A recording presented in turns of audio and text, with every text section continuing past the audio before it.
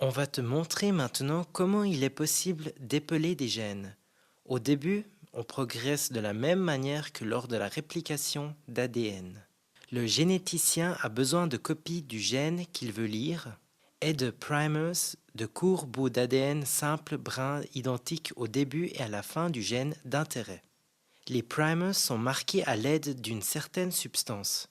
Le généticien a également besoin d'un duplicateur d'ADN, l'ADN polymérase, ainsi que d'un grand nombre des 4 éléments composant l'ADN, A, C, G et T. En plus des composants normaux de l'ADN, il a aussi besoin de composants portant un stop. Dès que le duplicateur d'ADN a ajouté un composant stop, la réplication est bloquée. Aucun autre composant ne peut être ajouté.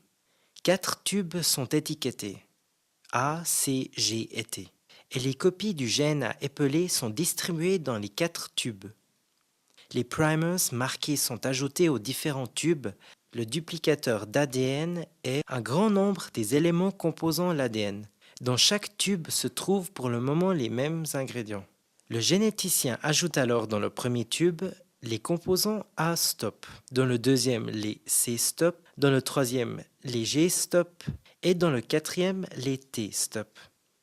Il les place dans un appareil dont la température peut être réglée automatiquement. À 94 degrés, les deux brins d'ADN se séparent. À 60 degrés, les primers correspondants se fixent à l'ADN. À 72 degrés, le duplicateur d'ADN ajoute les éléments constitutifs les uns après les autres. Parfois, un composant stop est ajouté et la réplication est alors bloquée. De cette façon, des bouts d'ADN de longueurs différentes sont produits. Dans le premier tube se trouvent des bouts d'ADN dont la réplication a été bloquée au niveau de l'addition d'un A, dans le second au niveau de l'addition d'un C, dans le troisième au niveau de l'addition d'un G et dans le quatrième au niveau de l'addition d'un T. Il faut alors isoler les bouts d'ADN de différentes longueurs à l'aide de l'électrophorèse sur gel. Grâce aux primers marqués, on peut produire une sorte de film radiographique du gel.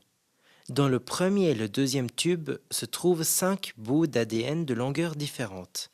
Dans le troisième, 2 et dans le quatrième, 3. Le gel peut maintenant être lu à partir du bas, c'est-à-dire à partir des bouts d'ADN les plus courts. Le plus petit bout est un C, le deuxième plus petit est un G et le troisième est un A, et ainsi de suite. C'est à cela que ressemble un film radiographique correct d'un gel de séquençage.